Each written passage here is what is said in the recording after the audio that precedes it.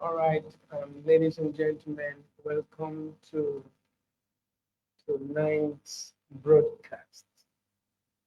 Um, it's amazing. It's beautiful that we've been able to make it to the very last day of this conversation.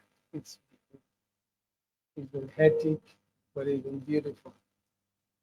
It's been interesting, and I want to believe that everyone that has been part of this has gotten one form of light or the other. And so, as we come to the final day of today's broadcast, let's have fun. Um, Once again, let me welcome my. We are in for the final day of Don't Let Your Girlfriend Stop You from Finding Your Wife. And we've done quite a lot. Um, Today, we are going to look at the final stage. My name is Mason Ivy West, College Director at the Love Life Institute, and lead consultant at Behavior Master. Joining me for the final lap of this conversation again is Pastor Victor Gabriel from Ladija, all the way from the city of Abuja, journalist, ghostwriter, and forex trader. He also is a manager.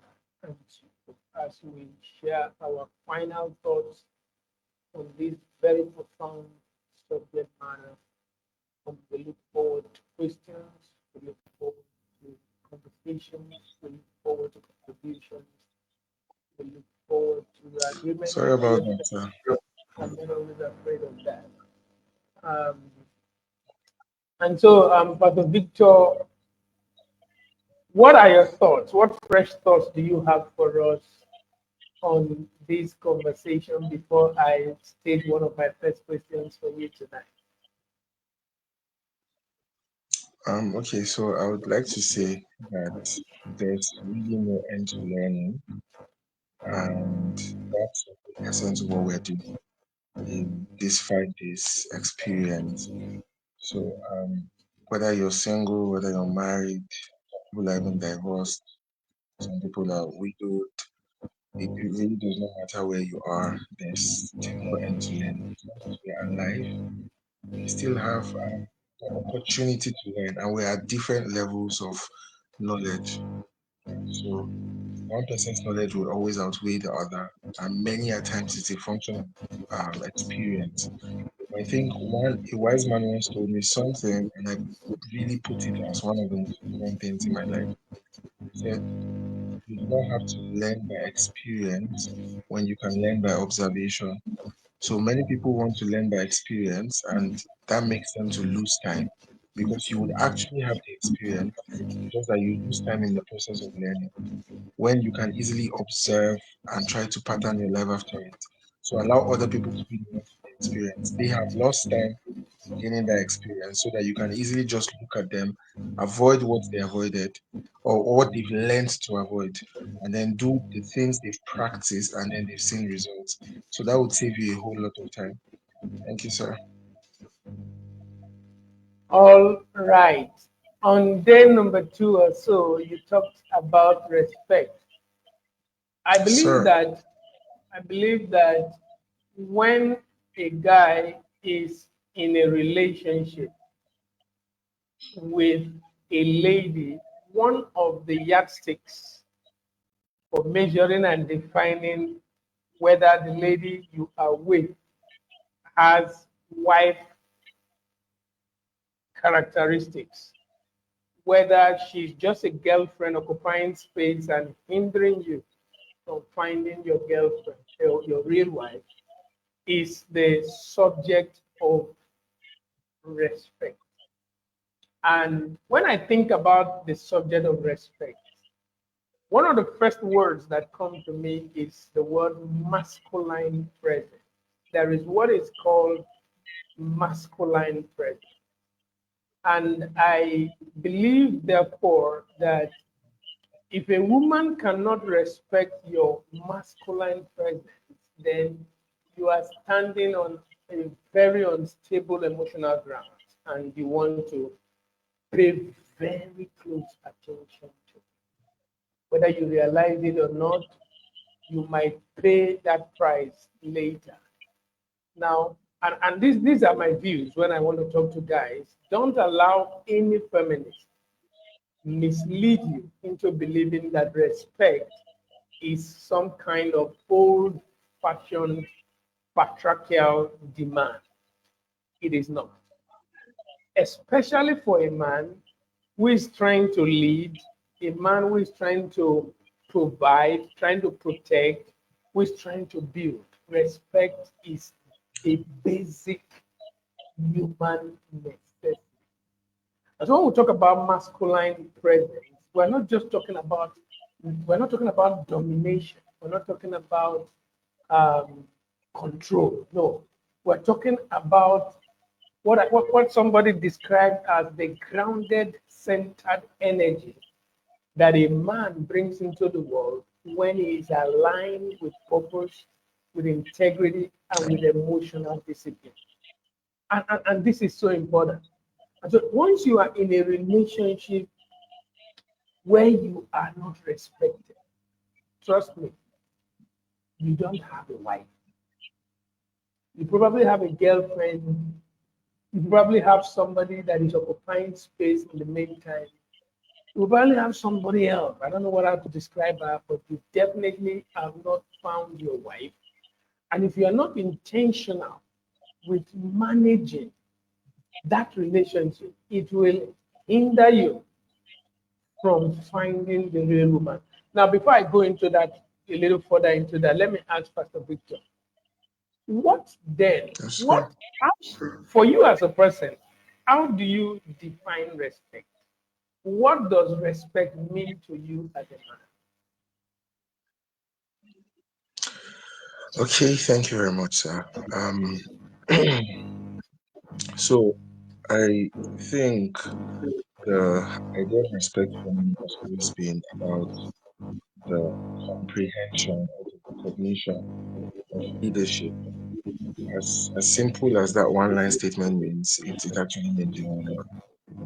Yeah, because um I have seen firsthand how my behavior, my response with service begins to align the moment I recognize a person as a leader or as the leader over me within a particular structure. Yeah. So there can be active interaction between me and that person, but then that knowledge stays supreme. That's basically what it's about. So, for example, in the office where I work, it's an organizational structure, and despite the fact that I have a working relationship with my head in the office, I fall within the mental framework that this relationship is more than just a mutual friendship. It's more of a boss and a subordinate kind of relationship. Now, this is the office basically. So we are friends on many levels, but then when it comes to the comprehension of that relationship structure, there is how everybody falls into their pre-assigned role to ensure that everything is working properly. So within that structure now, respect means recognizing the assigned position to my superior and then operating within my given position to ensure that the overall narrative records success. So that's basically what it's about. In the marriage union, if I'm the head of the house, then it boils down to that recognition and that acknowledgement that comes with that. So both of us already understand that to make this work, I have a given assignment, you have a given assignment. Respect my position as the head of the house, and of course, even the head of the house also dishes out certain expressions of respect, like opinions, participation, a lot of other things. Yeah. but then there is that recognition that this person has been ordained by God to lead this union, and then the allowance to do what you've been ordained by God to do without any form of contest or competition. Of course, submission is not subjugation, so it's leading with love and not trying to suppress a person's expression because you feel threatened or anything. So that's basically what I would call it. There is just that recognition and alignment to the leadership of someone within a given structure. That's what I would define respect as in this Now, in context. your when you gave your illustration with your office environment, you use the word Yes, sir. your superior. Now, Yes, sir. in the marriage context, does that word apply? I will not say that applies necessarily. I feel there is marriage should be more of a partnership, but with an understanding of our given assignments. So the idea is everybody just knows that this is what our roles and responsibilities are, and then we serve each other with love. So I will not necessarily say it is a superior and inferior kind of relationship because I don't feel God takes that approach with us also, despite the fact that it's a God and man relationship. And of course, that's what marriage mirrors. The Bible still tells us that we are co-head. There are many times that we can see descriptions that like put us on a similar pedestal, even though of course in the overall narrative we still understand this is head and body. But then you can see many times where we have this partnership kind of interaction with the head. Yeah, so I really would not use the word superior and inferior in a marriage union. Yeah, All right, it's important that that is also clarified, and it is also important to also clarify the fact that in the marital space, there is a sense in which submission is mutual. yes, sir. If the marital space is going to work out effectively, then both partners must submit to accountability.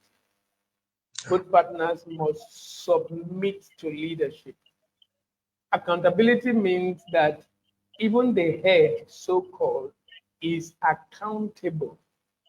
Yeah, Accountable, first of all, to mutual values, accountable to mutual principles, accountable to established agreements, accountable to established protocols within the family unit.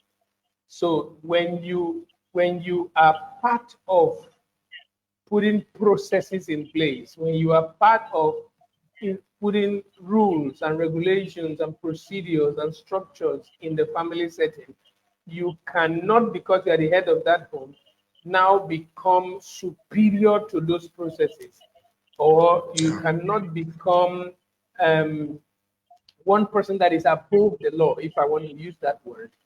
We have agreed about the procedures and processes that obtain in the family.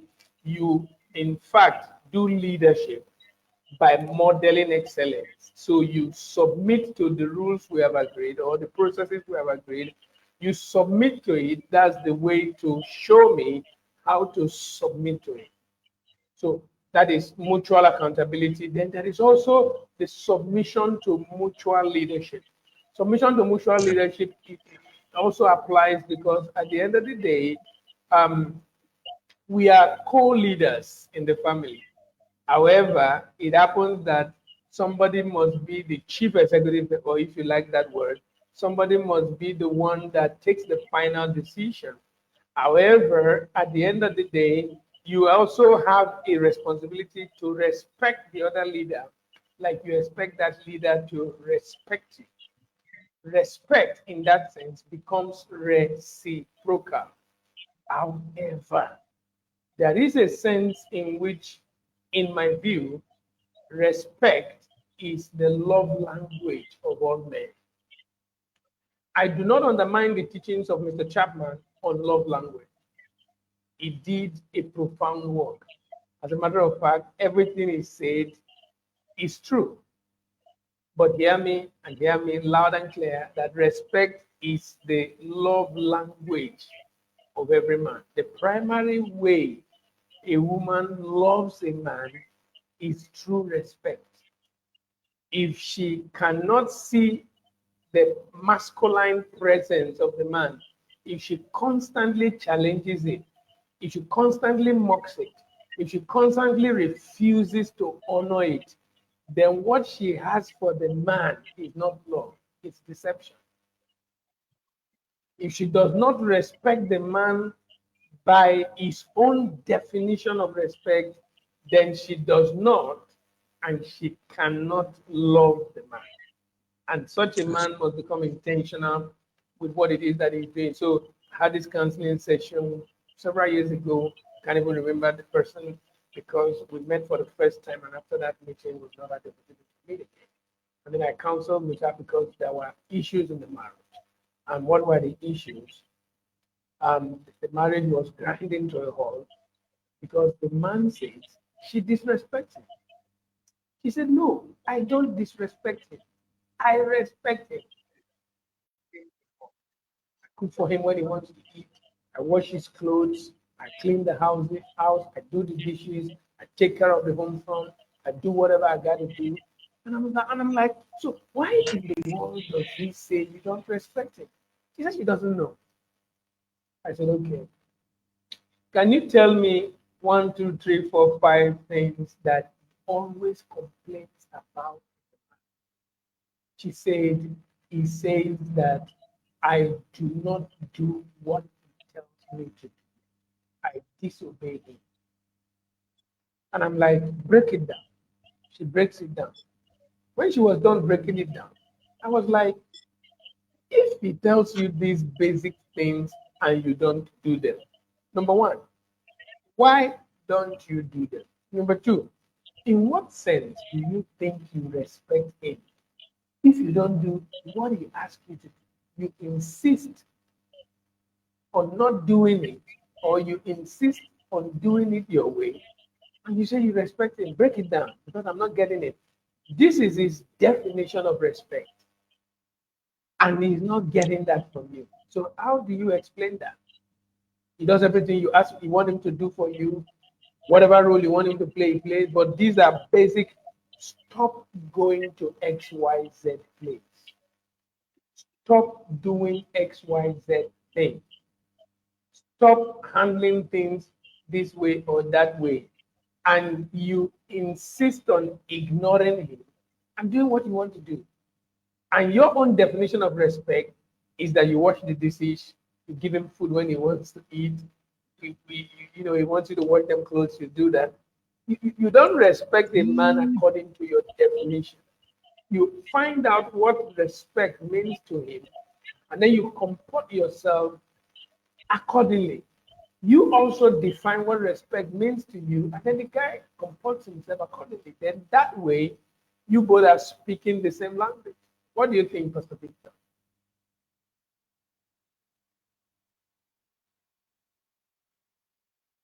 Are you still hearing me? All right. I don't know if you can hear me, sir. Okay, I can hear you now. Yes. So one of the fundamental problems that I think we have is that everybody wants to love, everybody wants to respect in their own definition, and they don't take time to try and understand um, the communication of their partners. I think this is one thing that the first time I said it, it didn't really make a lot of sense to the person I was talking to.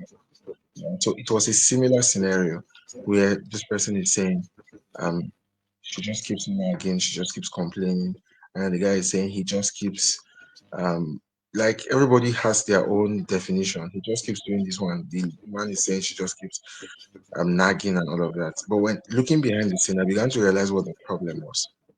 So you would know that these are two people who actually care so much about each other, but the feelings don't translate to the reality. And the reason is because they were loving themselves in different languages. Like I'll use the word languages now just to drive home the point. Yeah. So I began to ask questions like, how does he define love expressions? Yeah, because you are complaining that he's not loving you. So what is his definition? And then when we began to go through what he defines as love expression, she began to realize that he has actually been doing these things. She just didn't notice because she didn't define those things as love expression. She had a different definition of what it was like to be loved. And because of that, she didn't pay attention to what he was doing. She kept complaining about the fact that he didn't do it the way she wanted him to. So I now began to ask questions like, why not redefine in your head what he defines love as while taking time? It takes a lot of time for you to begin to, gradually introduce what your love definitions are. While already, because it's like an established mindset. This guy actually cares about me, but he doesn't know how to love me right. So it's like appreciating that he has done something while introducing with love and very consciously your ultimate definition of love. Yeah, so I began to realize that began to cause a change because the reaction was different now. It was no longer he doesn't care about me. It was now like, okay, now I have to like, throw in subtle reminders. He wants to do certain things. I have to like use style to tell him that okay, it's not this one, no, it's this one. Yeah, because I know that he cares so much about me. He will do something. That something might not translate to what I really want, but he will try to do something. Yeah, so I have to like try and introduce the actual desire so that in his attempt to express love to me, he will not, you know, I don't want to say do below standard, but basically. So I think yes, that also works because it's like people don't really take time to realize what a person defines as love, what a person defines as respect. So I think that works a lot, just like you said, sir. Love people in their language. Yeah, because if not, they might not necessarily um, get to understand eventually. And then also understand that they also have a language for expression. And because people do not learn very fast, many times, they learn by observation. You can start from a point of understanding their communications and then introduce what your communication also is. Eventually, at the end of the day, it's all about understanding.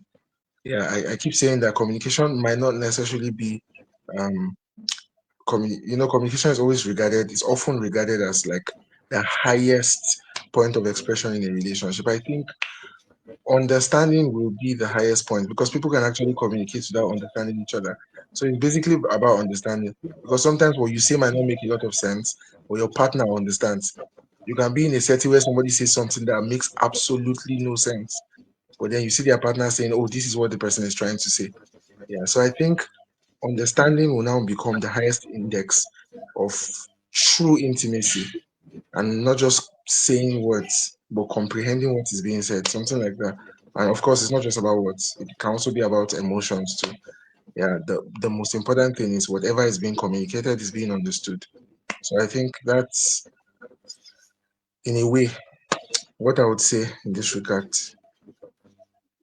Now, one of the reasons for this conversation is to bring participants, listeners to the place where they are able to recognize. We are trying to invoke a law of recognition so that you can be able to tell when you are with somebody that can hinder you from finding the real person. And so, even though we have said that um, everybody has their definition of respect, I am also of the view Yes. that it is possible to be in a relationship where you are disrespected, you don't even know. And so there are certain examples, illustrations that can make certain person come to terms with the fact that, listen, this person is not just disrespecting you, this person is not capable of respecting you. And the sooner you sit down, have conversations, Mm, and redefine issues, the better for you. And so we want to look at what could be certain instances of disrespect. If it is possible, whether that disrespect is coming from the man to the woman or whether it is coming from the woman to the man. I'm going to give some examples Yes, of sir. disrespect from a woman to the man, but I also think that even though it is from the woman to the man, it can also come exactly the same way from the man to the woman. For example, like I've already said, psychologically speaking,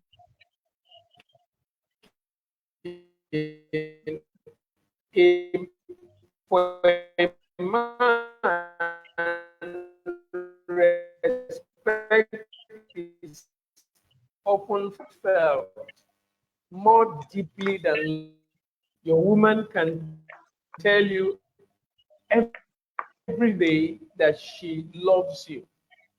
But if, for example, she consistently speaks to you with sarcasm in a negative form, if, for example, she consistently ignores your input, if, for example, she consistently belittles your effort, then it will not matter because love without respect is like water without a vessel. It has nowhere to go. So how do Yeah. you, how sarcastically, somebody's always ignoring your input, somebody's always belittling your efforts, and then you are still not able to disrespectful. Yes, there are cases in a relationship where there is humor, people are just poking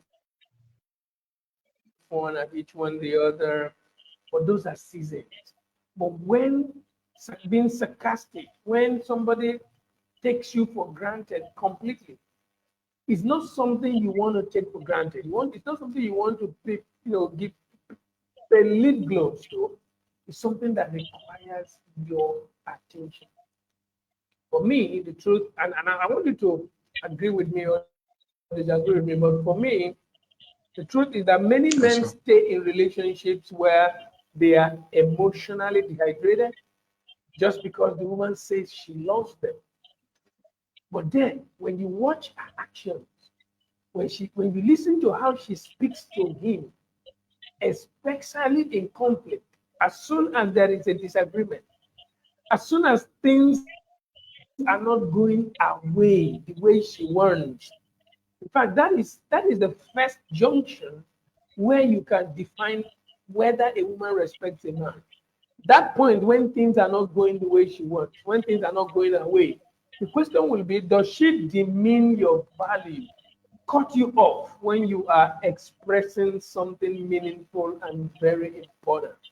The question would be, does she roll her eyes when you bring a new idea to the table? As harmless as most people think these habits are, they are not harmless. They are psychological cues. They scream that I don't see you as worthy of honor. Or what do you think?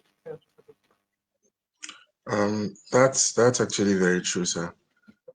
For me, I think these things are very important, and usually that's what I would interpret as disrespect because I'm in a couple of spaces where I see a level of respect, and I noticed from one or two experiences because um, times in the past where it's like you have a partner and then you go through life on a daily basis, and the difference in the interpretation of disrespect from and just anybody and then disrespect from your partner, it was actually very different. It was very unique. Yeah, so sometimes it's almost like because this person is someone you care so much about, you esteem their words highly.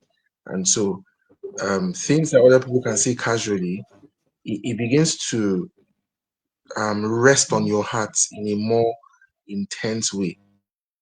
So it's like everybody says the same thing and it doesn't really make sense. Like people can even disrespect you all day and you found a way to cope with it. But when the person who you esteem highly, whose opinion, whose presence you take in high regard, now throws disrespect at you, there's a way it hits you in the heart like a jab.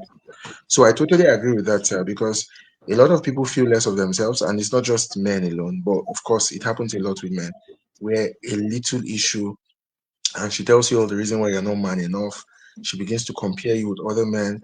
She begins to, um, tell you that she has so many people in her inbox, and at the slightest sign of each trouble, she's reminding you that she can just easily walk out of this relationship, and there are 1,001 other men who are on standby waiting to get into a relationship with her.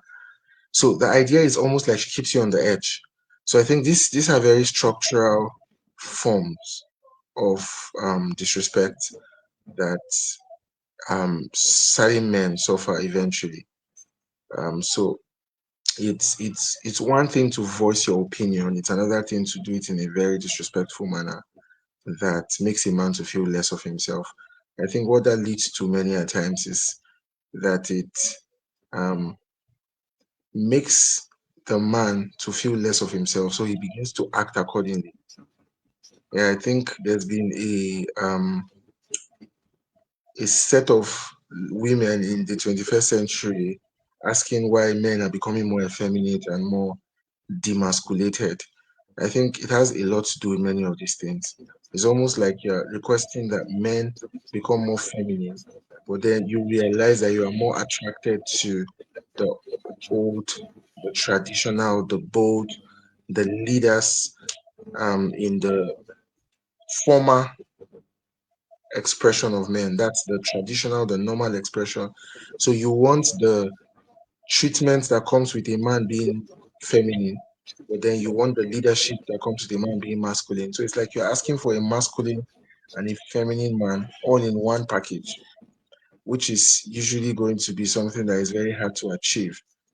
Yeah, so it's almost like wanting to eat your cake and have it. So it's either you have one that is masculine or you have one that is feminine.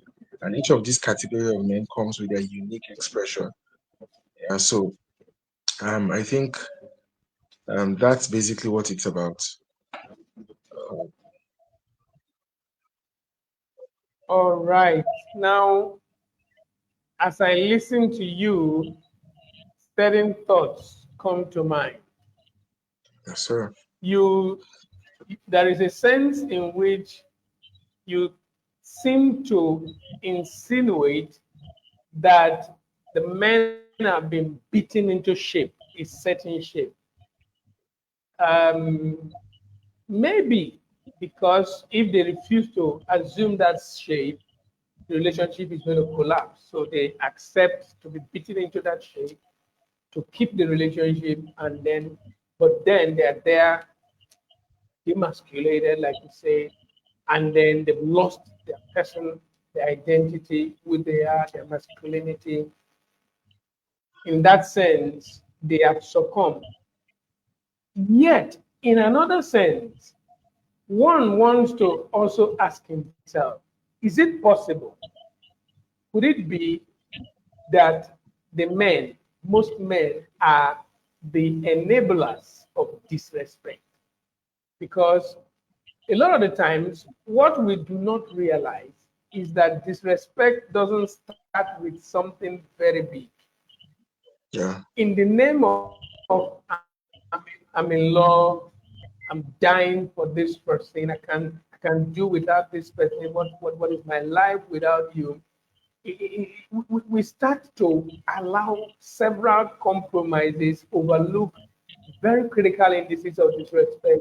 We do not clearly define boundaries, and so we let a lot of things go. We are literally laughing off a snide remark from a lady. We are brushing off constant criticism. We are rationalizing why she is always dismissing our boundaries. And before long, we become emotionally trained to accept it, just like you just said. We start questioning our own instincts.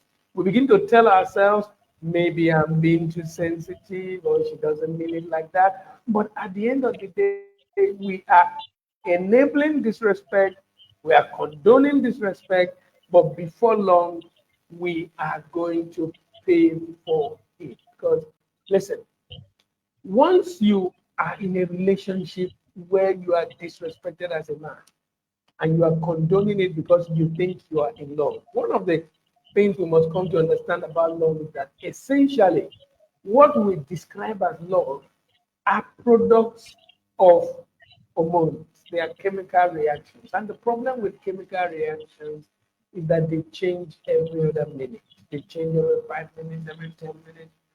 And before you know it, feelings can't stand, what's the right word? Toxic environments. There are environments Yeah. that are conducive for feelings, romance, love to thrive. Once that kind of environment is not there, what is always going to happen is even that thing you think is a love expression, connection, romance for that person, give it time. I promise you. You wake up one day and find out that you don't feel it no more. You can't understand where it flew to. You've lost it completely, and now you can't stand her no more. Now you want to insist, resist, and demand to be respected. And being disrespected is already the new norm. It's already the new normal. And asking for a change of narrative makes her even wonder, where is this coming from? Where did you go to? Who have you been talking to? Because you accepted disrespect as the normal. Now you want respect as the new normal, and you can't even create that anymore. And now you are in a fix. Don't you think that men are the enablers of disrespect? I totally agree with you, sir.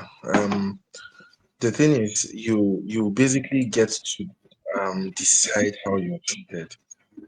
That's what happened. Absolutely. Yeah. So in this context, we're talking about the men, but for the men and the women in relationships, you decide how you want to be treated. So basically, at the end of the day, whatever it is that is a response from your partner is the precedence that you've given to them.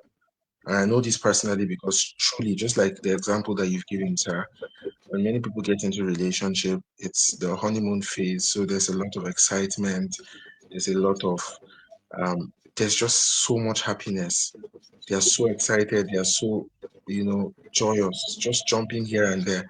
And so they don't take time to stamp the fundamental structures that are required to ensure that that relationship thrives.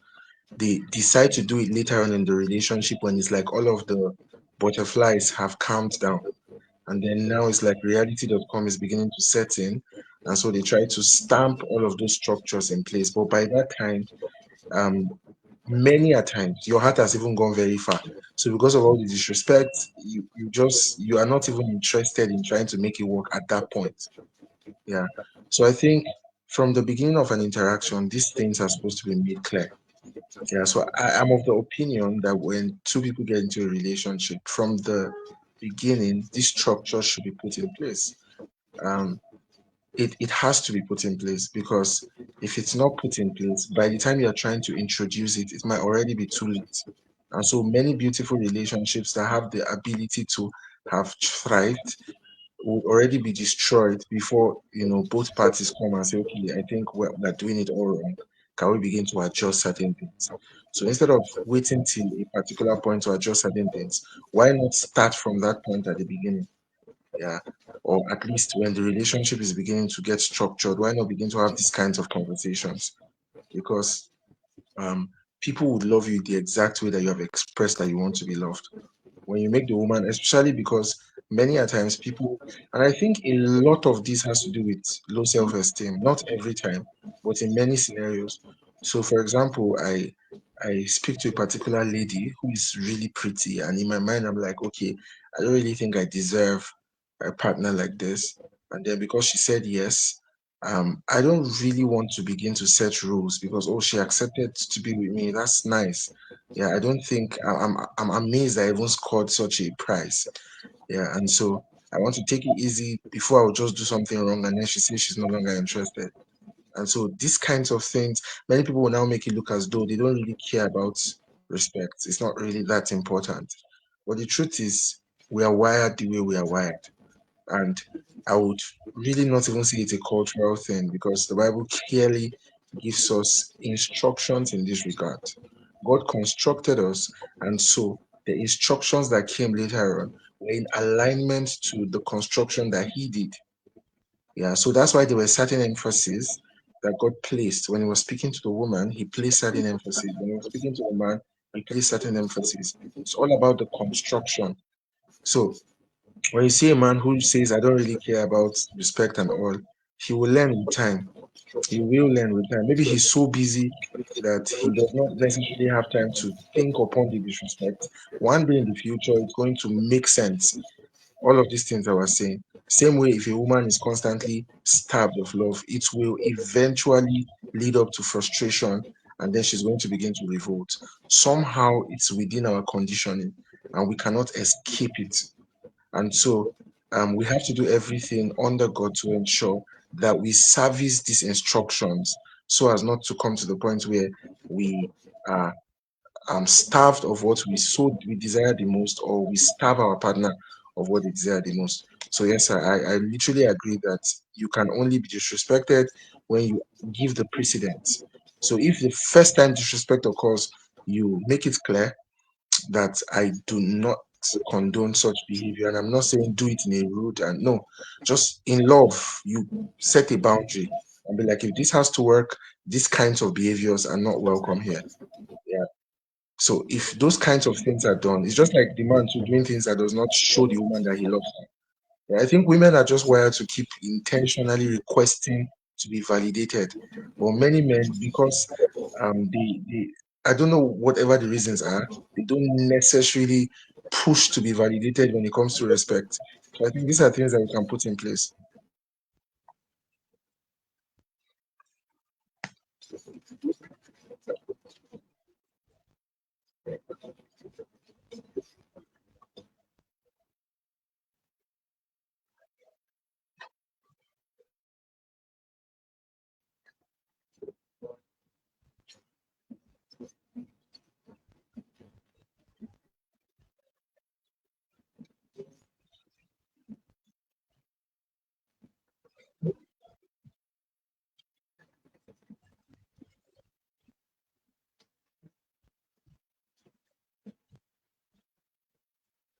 Oh, okay. So that would be awesome. Profound thoughts. Now, I've had women ask me once and again, how do I know if he loves me? What are the criteria for recognize a man who loves me? And I am inclined to express that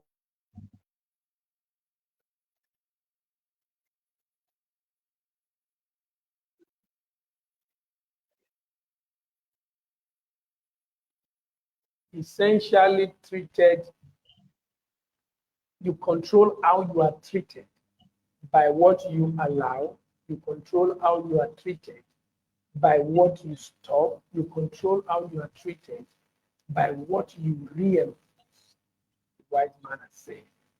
It means that even for the guy, respect is required towards the woman. And that is very important. That is not just important, it is indispensable and it is so critical. Now, listening to you, certain thoughts come to mind. Now, there are, let me give three examples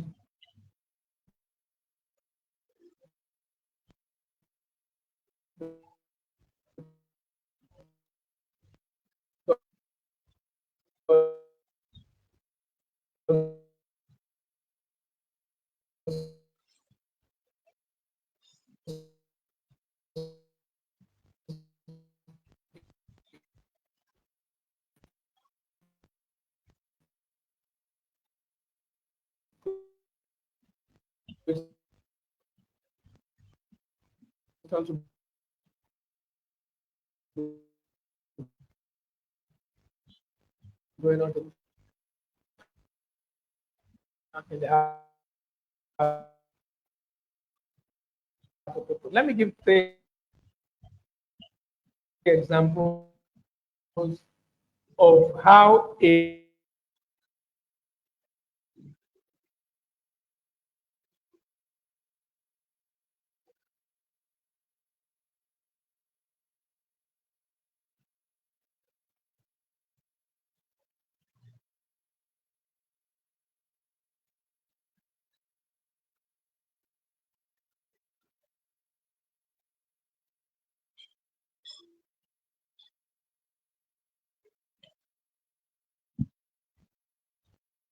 sure.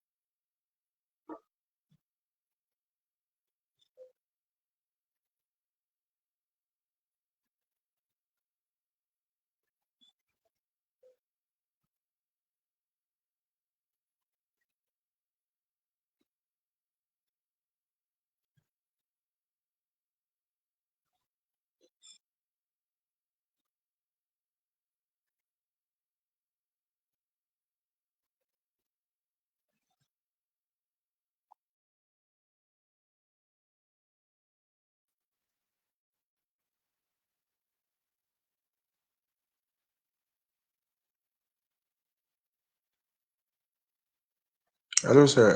I think I can hear you now. Okay, you can hear me now. Welcome back. Thank you, sir. And so I was saying that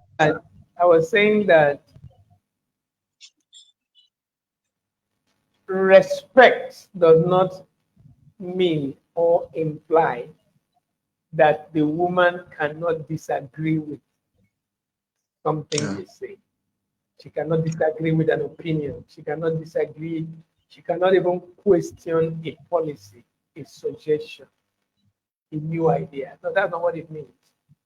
A woman will be at liberty, must be at liberty to disagree with what is disagreeable, but she will usually offer a disagreement with grace and not with contempt.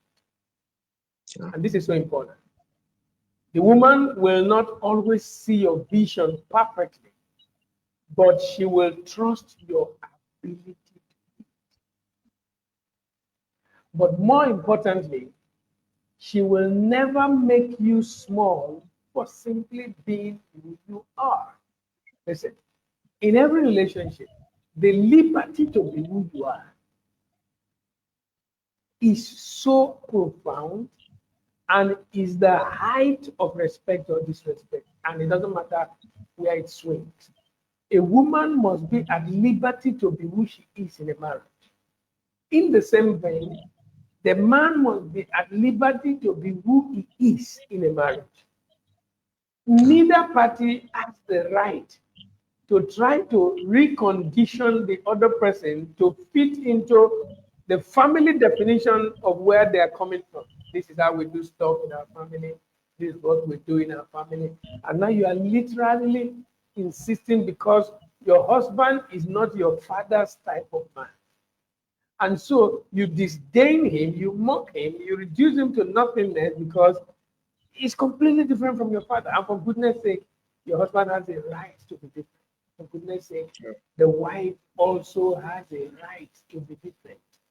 But how this difference is expressed, whether with grace or with contempt, how this difference is expressed, whether with trust in the ability of the other person to lead, whether it's so important. You don't make the other person, you have no right to make a man, your husband, feel small, feel less than a man until he loses his identity.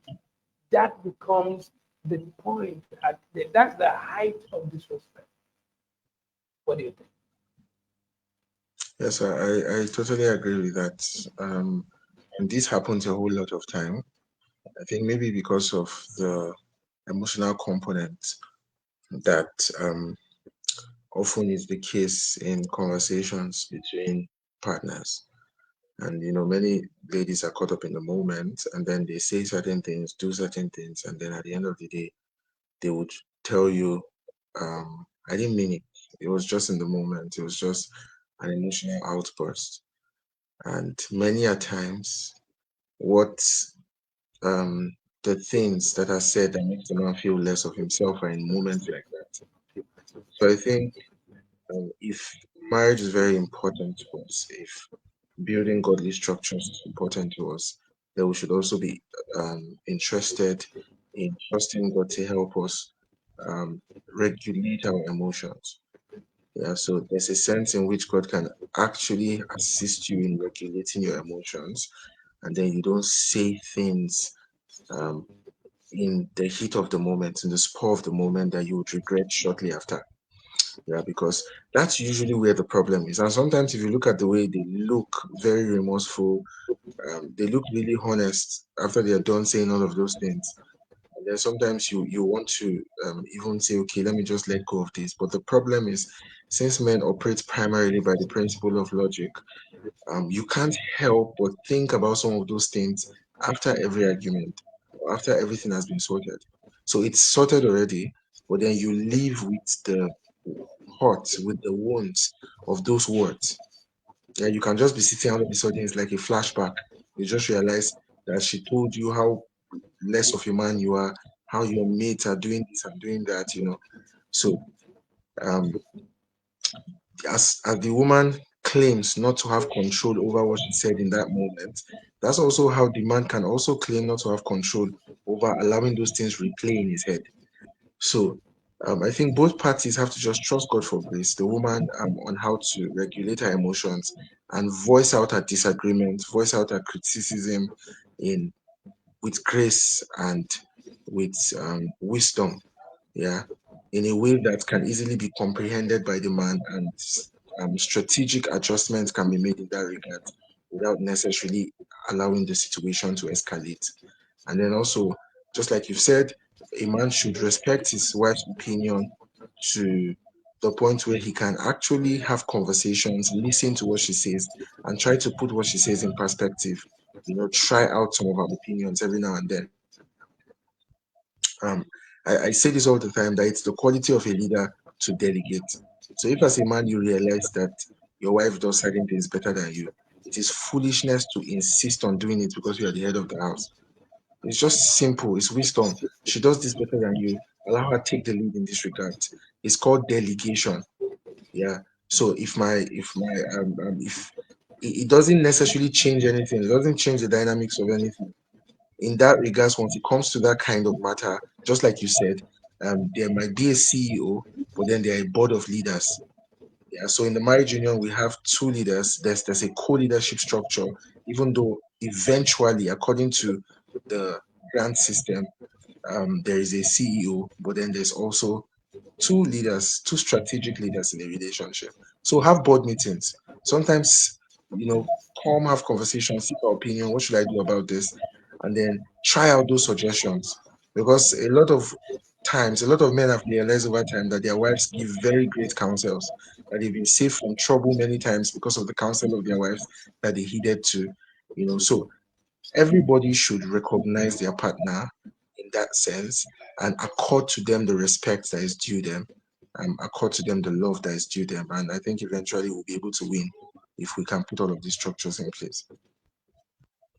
Yeah, that was a profound submission. At some point, you said sometimes seek our opinion. What do you think that should be the circumstance? I do not know if I'm comfortable with this sometimes. Maybe it could be sometimes, but I am of the view that it should be almost all of the time. You shouldn't be making decisions that will impact on an adult without conferring with them, Yeah, without seeking their views and opinions. Whether you want to adopt their views and opinions or not, you must hear them out. They have yeah, a perspective. The design of marriage is that compatibility is not similarity. It never will be. The best of marriages are those in which partners are basically a variety, different. And when they recognize their differences, respect those differences, deploy those differences, then variety becomes a spice of life. And because they are different, they think differently, they look at things different, their perspectives are different, their interpretations of truth are different. It is the reason why you can't just make decisions start making those decisions before they get to know about it. Because you have to factor the perspectives into it for you, for even you to have a balance in your views. Because without empathy or without looking at things from their standpoint, you can never be well known. You can never be as balanced as it is required. And you don't now expect them to just follow. It is at such a point, then they're going to question, they're going to query, they're going to demand an explanation. And these demands for explanation, these, and for crying out loud, I'm also wondering, are they even supposed to demand explanations to get one? Should they demand for accountability to get one? When they begin to demand for explanation, then there's a breakdown in communication. When they begin to demand for accountability, then there is a problem in your leadership style. But whatever the case may be, my point is that they have a right to, to know. The right to know is an inalienable right in the marital space. But the key point is that a respectful woman, even in demanding an explanation or demanding accountability, does so respectfully. But the one that doesn't want to be respectful will always channel her disrespect in such a way that when you try to leave, then she resists. When you even try to protect her, then she misinterprets it as control. When you set boundaries, then she accuses you of being cold and being distant and being insensitive. You see, but these things, most of the time, they are not about the man. It's about the lady's inability to trust what the masculine essence represents. And except she does her inner work, she'll continue to fight against what you are trying to do. And oftentimes the conversations are different when you're talking to married folks than when I'm talking to singles. And so if you are still at a dating stage, a courting phase, then you want to be intentional with this kind of person because somebody that will continue to fight against what you're trying to build disrespectfully is going to ground you. You don't want to do that. You want to ensure that you're dealing with this. You want to sit down and have conversations. And if this is not working, then my best counsel is to let her go. No marriage will survive in an atmosphere of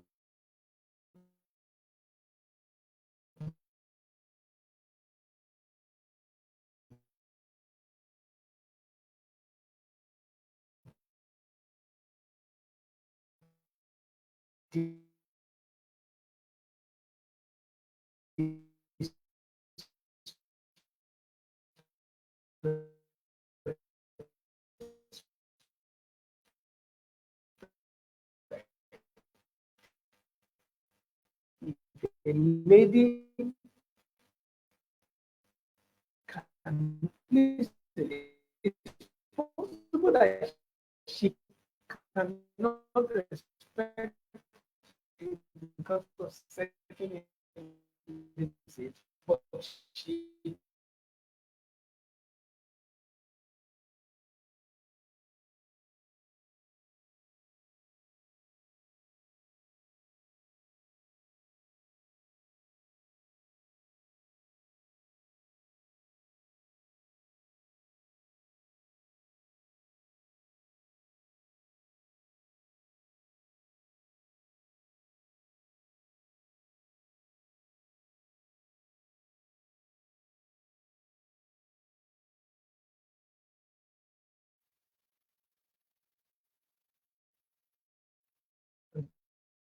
has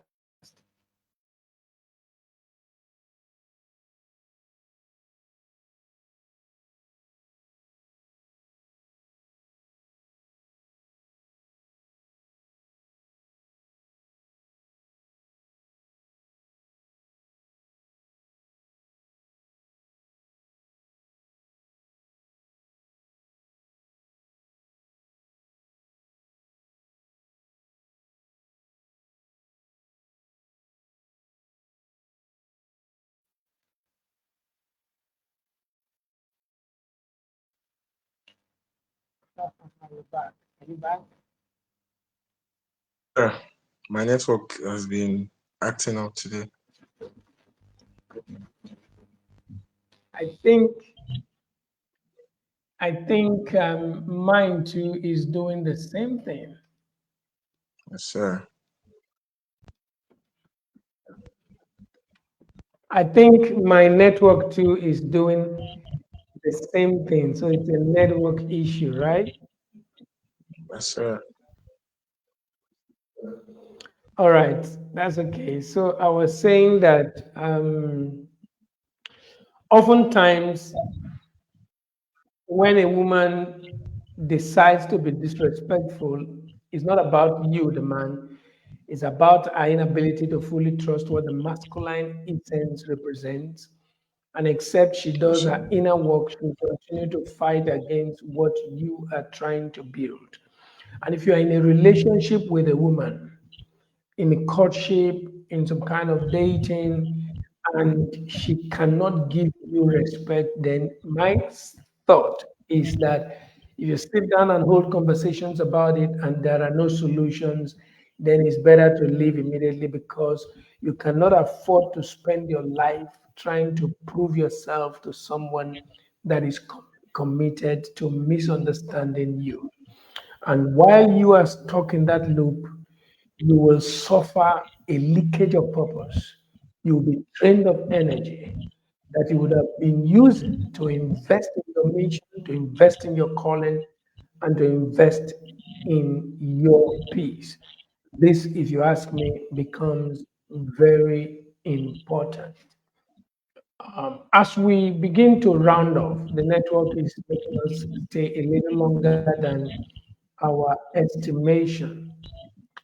I will find out if Pastor Victor has a couple of last words for our audience. We're comparing Zoom and StreamYard to see which is better. When we're done, we'll view the videos, make our decisions, and then we take it up from there. Yes, sir. So I think on a final note, I would like to say that just like you've said, the marriage union is basically about service. That's the ultimate perspective. And like you said, when men act, it's better always do compensation strategy where you have, you know, I call it board meetings. Yeah, I think the word board meetings work because it's like a meeting of executives before decisions are finally made. Um, it works to do it all the time. I think the reason why I was talking about sometimes, just like you rightly pointed out, is because some men don't even do it at all. Yeah. So they it's true that they would say my decision is final, but then it's not necessarily a decision because or there's no finality because there was no conversation in the first place. If you are saying your decision is final, then it's because we've had a conversation, and then you're saying at the end of the day, I come up with the final decision. Yeah, but many men don't even bring about the conversation process. So it's almost like they just wake up, today we're doing this, and it doesn't matter what she says or what she does, that's what they're going to do. Yeah. Over time, the man might realize that his pride has cost him a lot of time. It has led the marriage into a lot of potholes that could have been avoided. Because if God is putting two partners in a relationship, it's because both of them are going to have unique perspectives and they'll be able to um, see differently. Yeah, so it means certain times the advantage that you don't have in analyzing certain situations, she might have the advantage. You hear men say it all the time that she analyzed the situation and she said, this might happen. I don't have a good feeling about this. And it didn't make any sense. But then when I did what she said, eventually it turned out that what she was saying was right. Yeah. So the I am the head of the house thing. If you do that thing and then you lead your family into trouble, you will answer to God. Yeah. There is the wisdom that is enshrined in the family unit that you can take advantage of.